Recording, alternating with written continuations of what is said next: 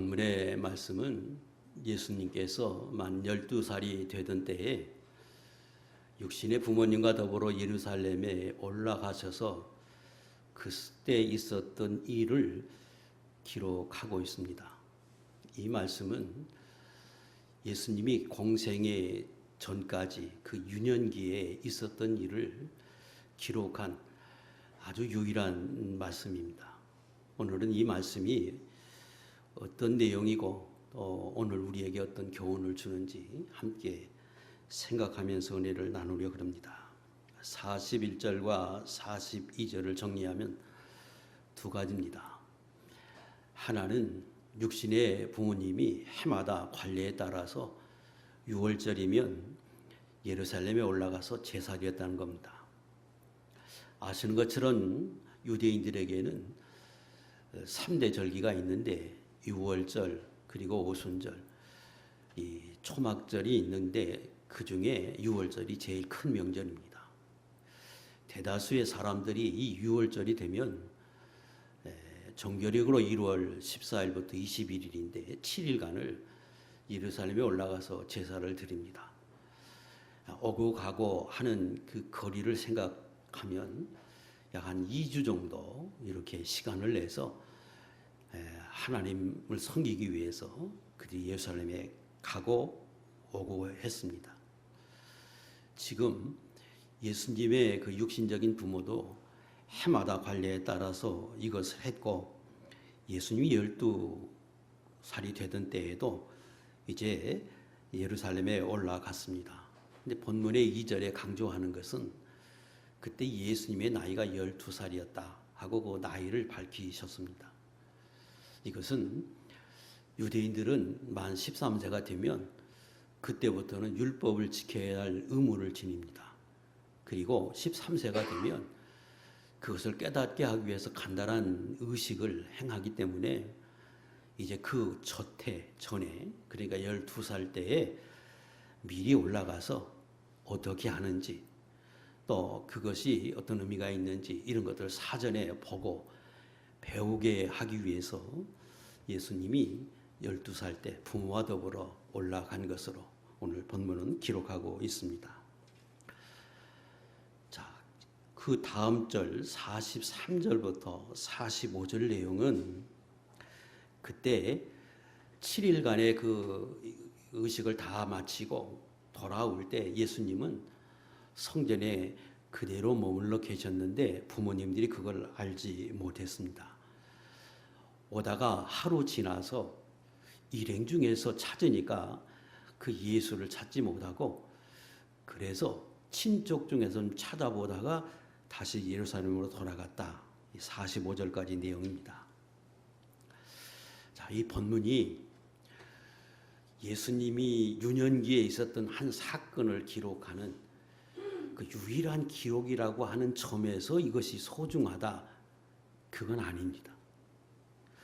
이 말씀이 소중하고 이 말씀을 이 성경에 기록한 목적은 영적인 데 있습니다. 증거는 지금 예수님을 예루살렘에 갔다가 잃어버렸는데 사흘 만에 찾습니다.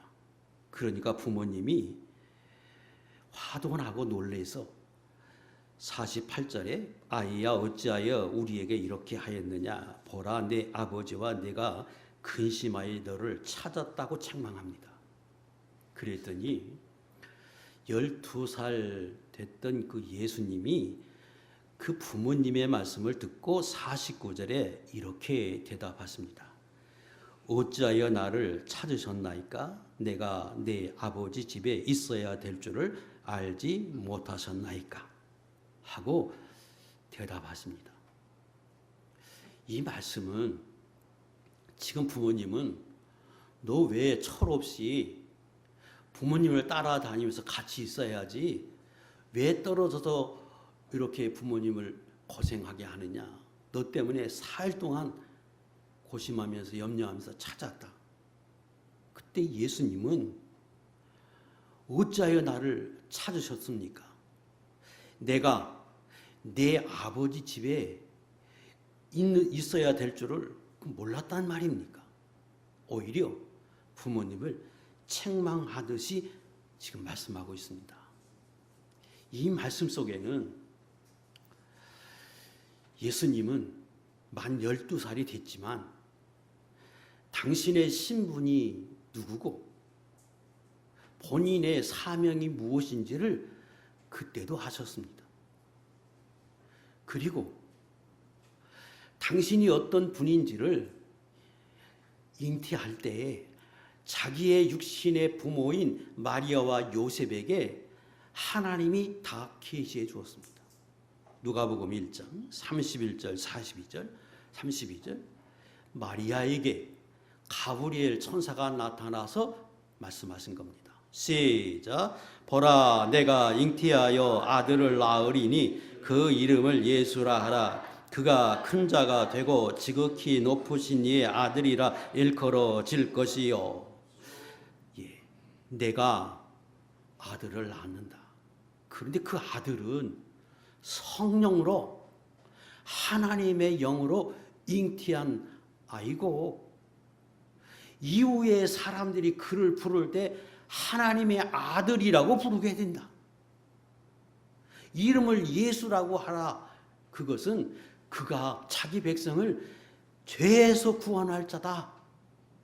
다윗의 왕위를 이을 자다 하고 분명히 말해주는데 이것을 마리아에게만 이야기해 준 게 아니고 육신의 아버지인 요셉에게도 마태복음 1장 20절 이하에 또 한 번 계시해 줍니다. 그래서 사전에 그 두 부모에게 가브리엘 천사가 나타나서 말해 줬어요. 그 아이는 성령으로 하나님으로 잉태하게 하신 하나님의 아들이다.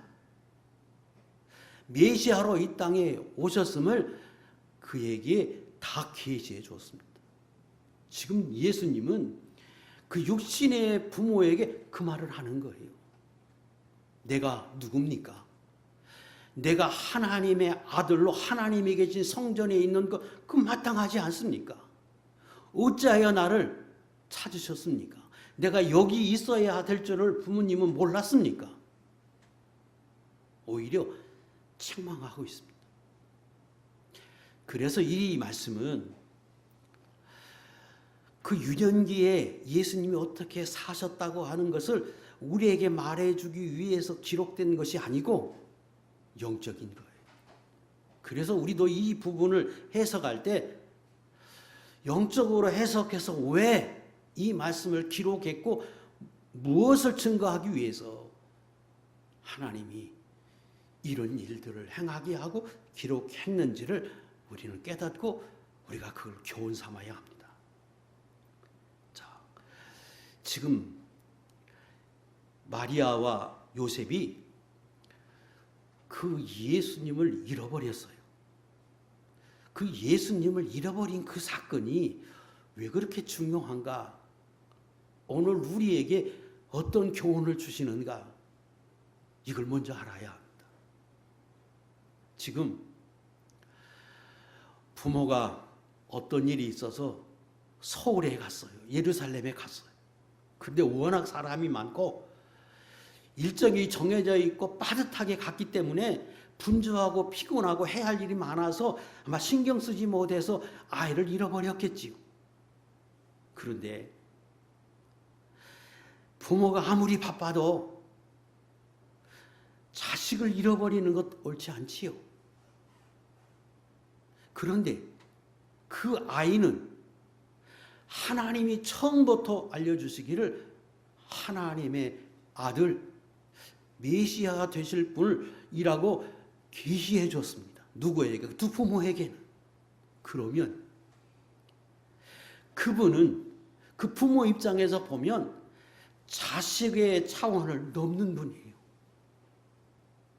그럼 특별히 관심을 갖고 그리고 그 어떤 일보다도 그 아이와 함께하고 잘 보살펴야 하는데 그거 하지 못했습니다.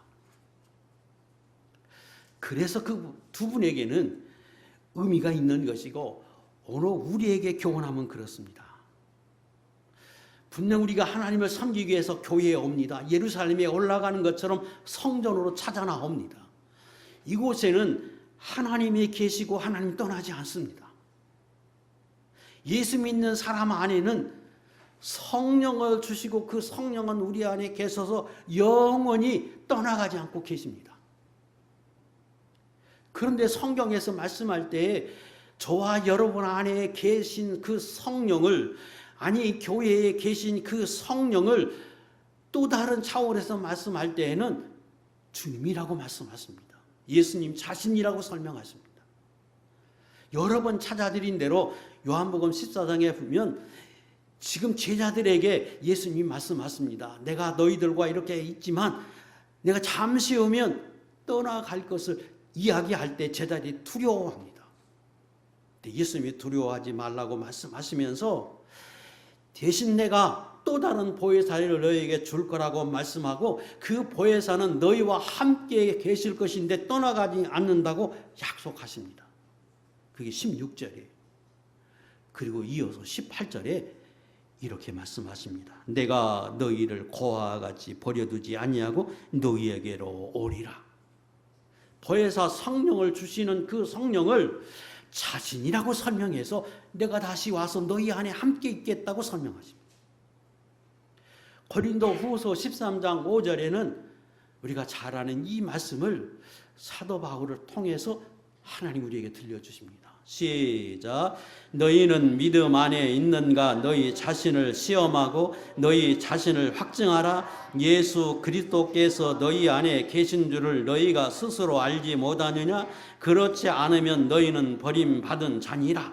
성령을 주셨고 그 성령은 떠나가지 않고 계속 계실 것인데 너희가 살면서 너희 안에 계신 주님이 정말로 지금 나와 함께 계시고 나와 교제하는 관계로 있고 내 안에 주님이 지금 나와 동행하면서 내게 은혜를 주시고 내와 함께 계신 것을 확인해봐라, 점검해봐라. 그런데 그걸 확인해서 만약에 그분이 침묵하신 것처럼 가만히 계시고 내 안에 계시는지 안 계신지를 내가 알지 못하는 줄 안다면 그거 주님 앞에서 내가 버림을 받은 것과 같다. 침묵하고 계시고 주님이 내 안에 떠나가지 않고 성령이 내 안에 계시지만 주님이 내 안에 계시지만 그분이 나와 등을 지고 나를 버림받은 자와 같은 상태로 있는 줄 알라. 그래 점검해봐라. 수없이 찾아야겠잖아요. 지금 예수 믿는 성도들에게 오늘 저와 여러분들에게 이걸 점검해 봐야 합니다. 교회에 성전에 주님이 계셔요. 우리 안에 주님이 계셔요. 그럼에도 불구하고 침묵할 수 있다. 이거를 예수 믿는 사람은 언제나 잊어버리지 말아야 하는데 지금 잃어버린 것은 예수입니다. 예수 그리스도. 교회 안에 계시는 그분은 하나님이고 오늘 우리가 예배 드리는 이 예배는 온전히 하나님께만 드리는 예배입니다. 우리의 예배의 대상은 하나님이십니다. 그런데 하나님을 잊어버리지 않으면 되지 않습니까? 맞아요. 하나님 앞에 경배하고 하나님 앞에 예배하는 건 맞아요. 그런데 그 예배가 하나님 앞에 나갈 때 예수 그리스도를 통해서만 나갈 수 있어요. 예수 그리스도를 통해서만 은혜를 받을 수 있어요. 예수 그리스도를 통해서만 기도가 돼요. 그러므로 예수 그리스도를 잊어버리는 것은 곧 하나님 앞에 나갈 수 없음을 말하고 하나님을 잊어버린 것과 같기에 이 본문에서 말씀하는 예수를 잃어버린 이 사건이 귀중하고 소중하고 왜 잃어버렸는지를 교훈하기 위해서 기록됐다는 거예요. 그래서 저와 여러분은 오늘 이 말씀을 통해서 교훈 삼아야 합니다. 무엇을 경계하고 무엇을 교훈 삼아야 합니까? 첫 번째, 지금 이 부모들은 하나님을 섬기러 왔어요. 약 2주 동안의 모든 일을 다 제껴놓고 오직 하나님을 섬기기 위해서 예루살렘을 향해서 걸어서 나귀를 타고 왔어요. 그리고 7일간 하나님을 섬기고 좀 돌아가는 길이에요. 얼마나 큰 정성을 들이고 얼마나 소중한 일이에요. 그런데 그 하나님을 섬기러 왔던 그 자리에서 그 소중한 예수 그리스도를 잃어버려서 오늘 하나님을 섬기기 위해서 교회에 왔습니다. 하나님을 내가 모시고 삽니다. 그럼에도 불구하고 그 성전 생활을 함에도 불구하고 하나님 앞에 나오는 교회 생활을 함에도 불구하고 예수 그리스도를 잃어버릴 수 있다는 거예요. 지금 그들이 집에 있는 게 아니에요. 정성을 들여서 예루살렘에 왔다가 잊어버렸어. 그래서 오늘 예수 믿는 저와 여러분이 교회에 와서 예배 드리는 일 소중해요. 근데 교회 오면 그것만 있는 게 아니에요. 해야 할 일이 얼마나 많아요. 우리 교회는 그렇게 크지 않기 때문에 해야 할 일이 한정되어 있지만 큰 교회는 해야 할 일이 굉장히 많습니다. 예배 드린 것 외에 굉장히 분주하고 할 일이 많아요. 그 분주함 속에서 해야 할 일이 많다고 해서 그것에 온통 신경을 쓰고 그러다 보면 잘못하면 교회 생활을 하는데 교회는 나오는데 정작 중요한 예수 그리스도를 잊어버릴 수 있다는 겁니다. 잃어버릴 수 있다는 것. 그래서 오늘 이 말씀이 어느 우리에게 교훈 되어지고 우리가 그 어떤 환경 중에도 아무리 바빠도 제일 소중한 예수 그리스도를 잃어버리면 안 된다고 하는 교훈을 얻어야 합니다. 그러면 그 잃어버리는 그 원인이 어디 있는가? 첫 번째, 그들은 착각을 했습니다. 어떤 착각을 했느냐? 오늘 본문에 보니까 그들이 44절 동행 중에 있는 줄로 생각했습니다. 아이를 데리고 갔어요. 12살 됐어. 그리고 지금 예루살렘에 간 것은 하나님께 제사하러 갔어요. 그럼 마땅히 그 아이는 예수는 그 일을 하는 부모를 따라서 동행하고 함께 하실 줄로 알고 이 부모들은 별로 신경 쓰지 않았어요. 일반인들이 예수 믿는 저와 여러분이 착각하기 쉬운 것 중에 하나가 내가 예수를 믿는데 그 예수를 믿는데 집에 머물러 있지 않고 죽을 때까지 교회 생활을 해.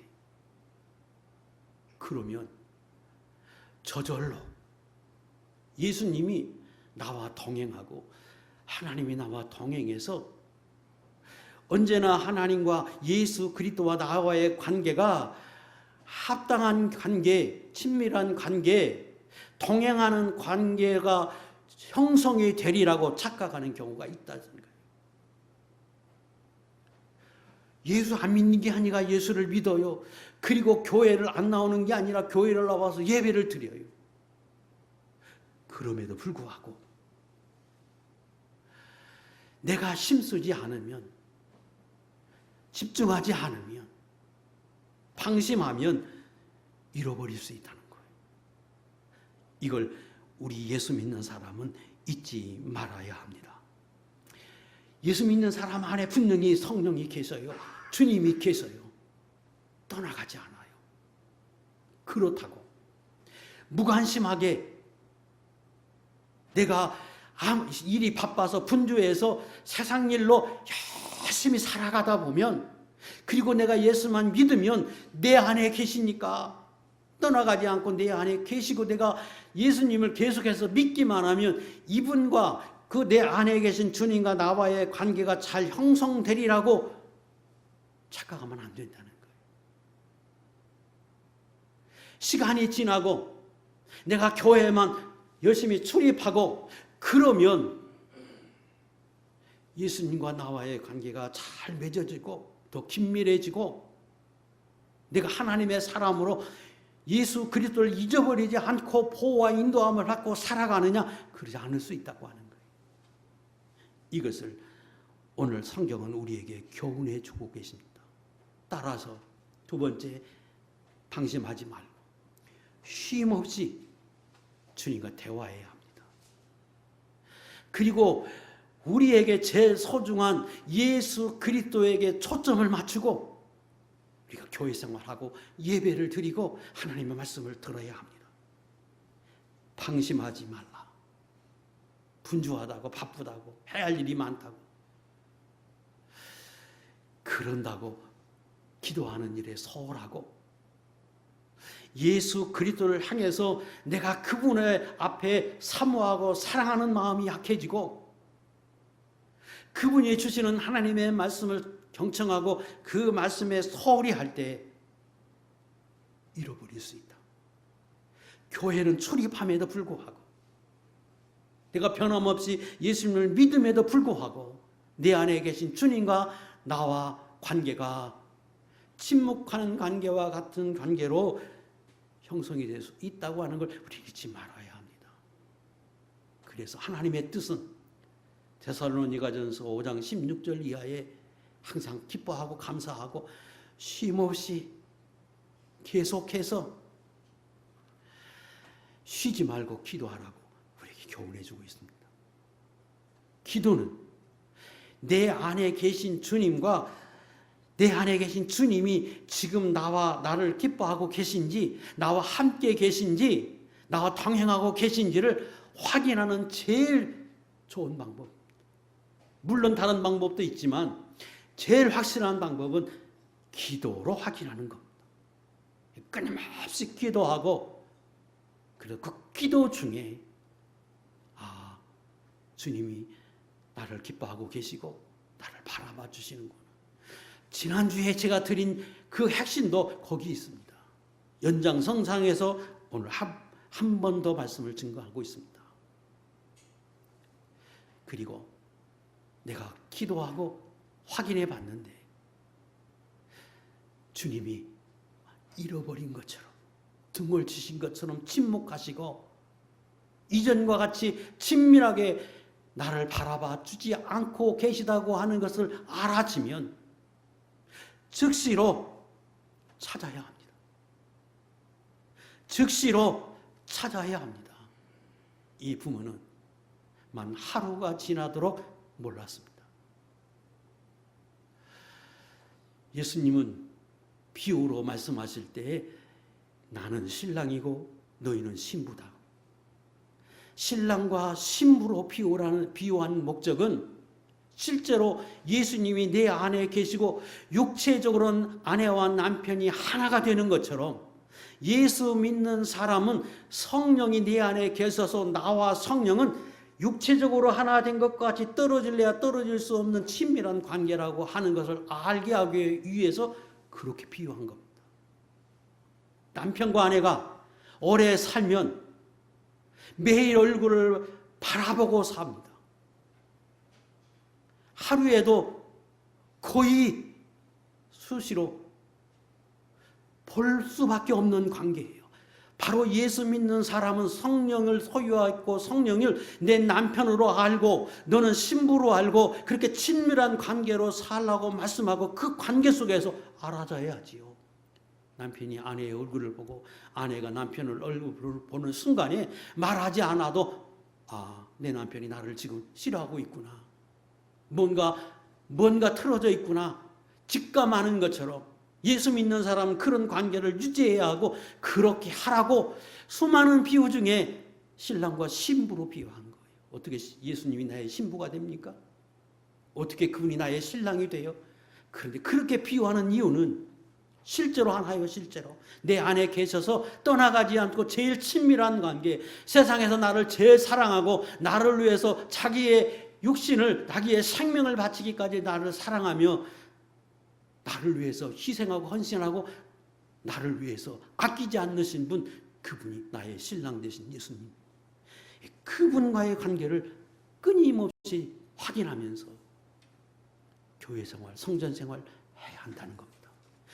교회만 왔다 갔다 하고 내가 예수 믿는 자리에 있다고 해서 저절로 좋은 관계가 형성이 되고 저절로 그분과의 관계가 틀어지지 않고 계속해서 내가 그렇게 살 수 있는 게 아니라고 하는 사실을 꼭 기억해야 한다는 겁니다.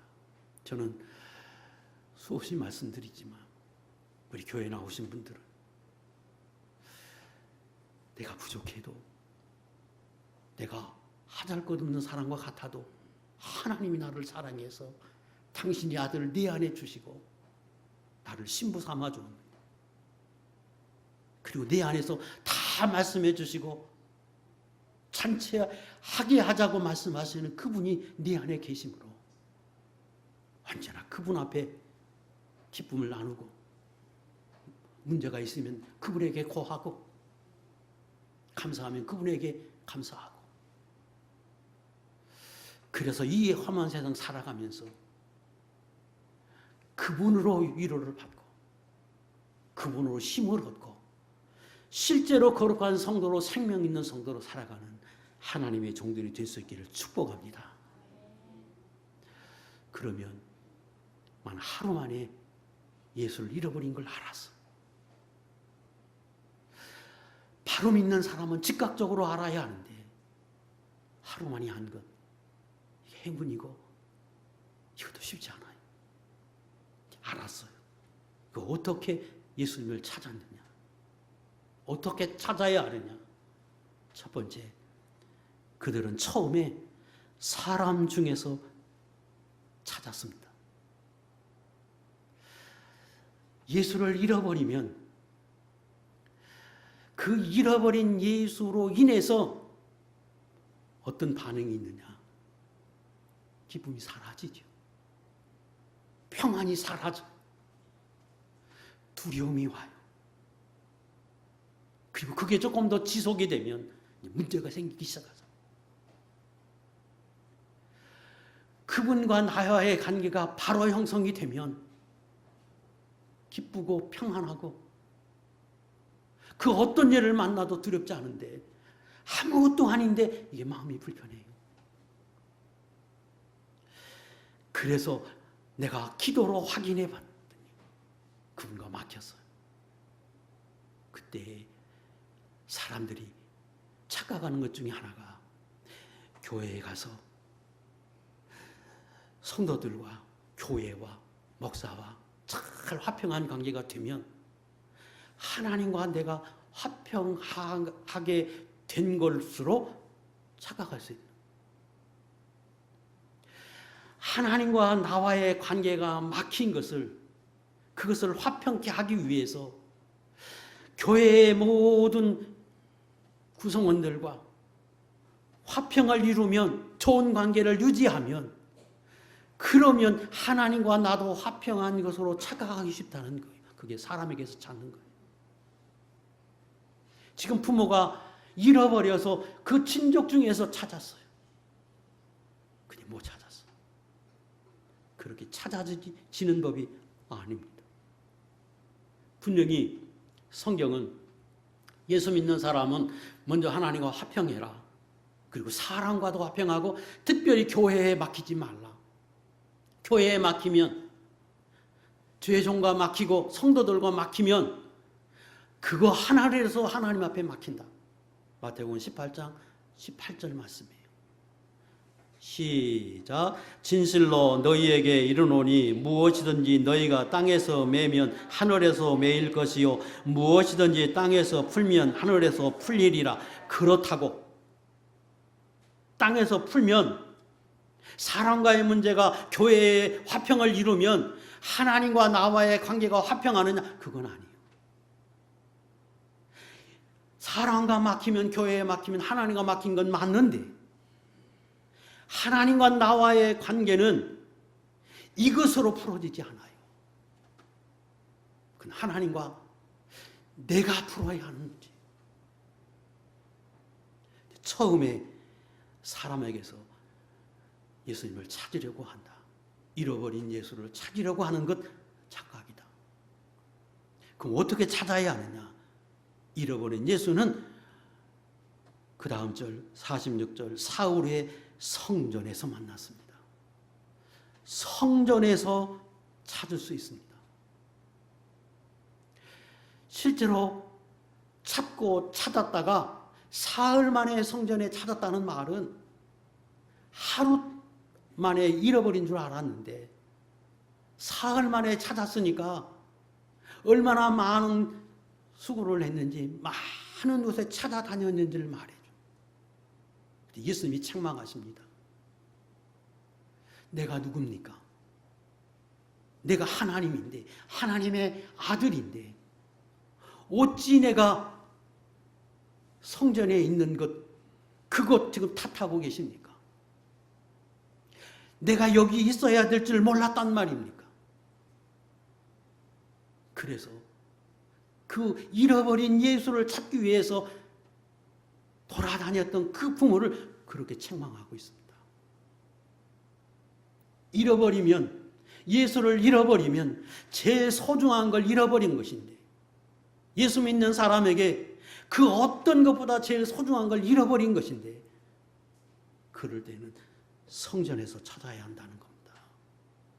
성전으로 나간다, 성전에서 찾을 수 있다고 하는 의미를 저는 세 가지로 정리하겠습니다.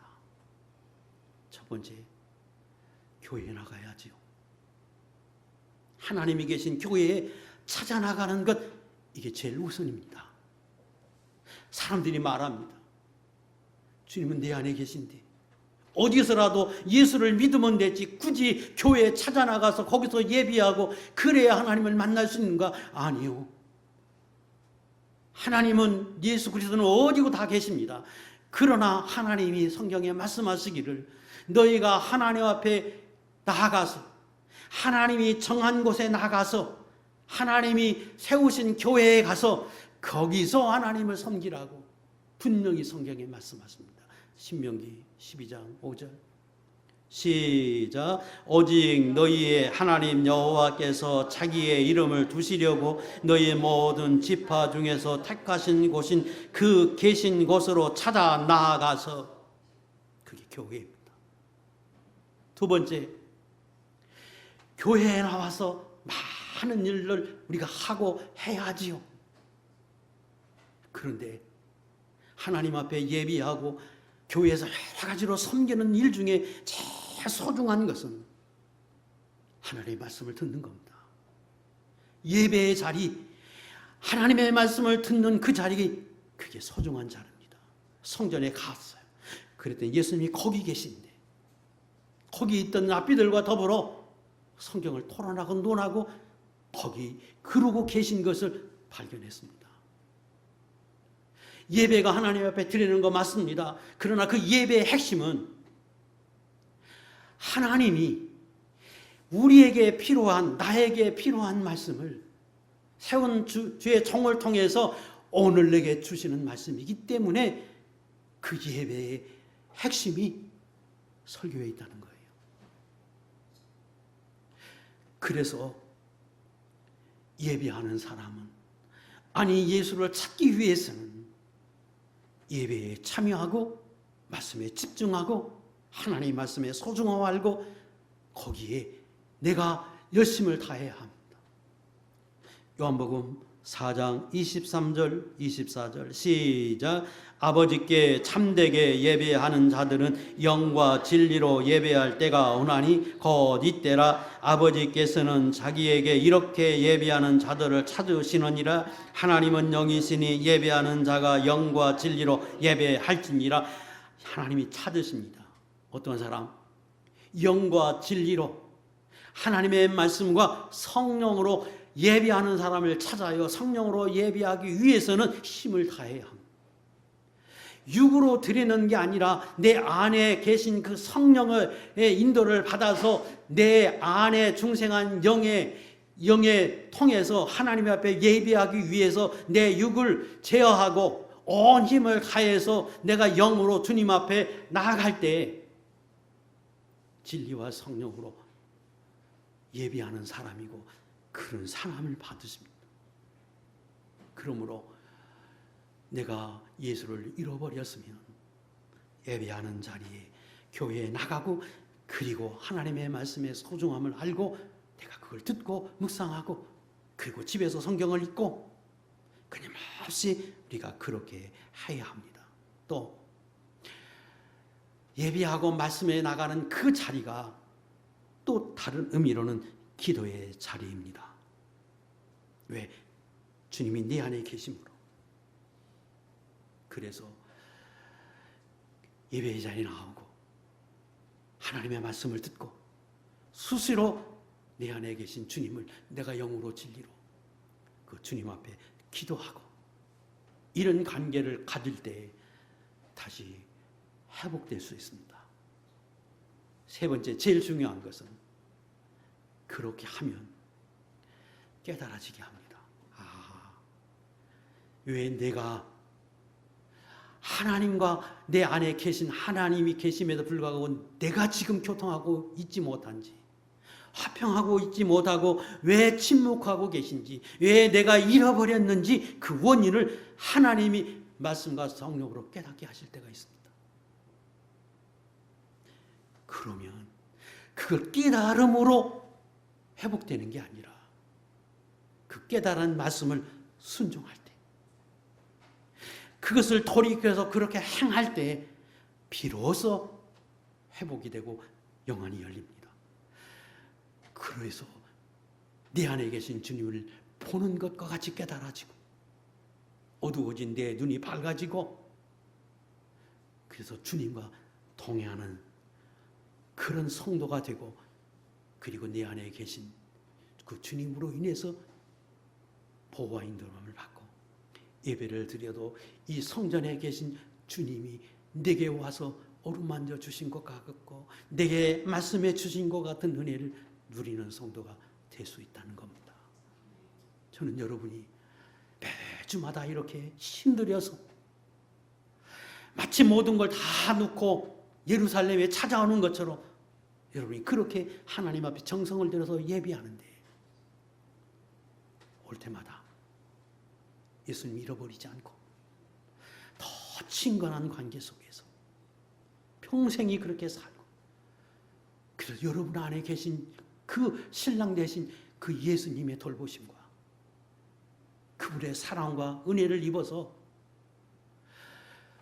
이 땅에 그 어떤 어려움도 이겨내고 아무리 어려워도 그분이 주시는 까마귀를 통해서 주는 것 같은 은혜를 누려서 날마다 기쁨과 감사와 감격 속에서 살아가는 거룩한 종들 될 수 있기를 주의 이름으로 축복합니다. 기도하겠습니다.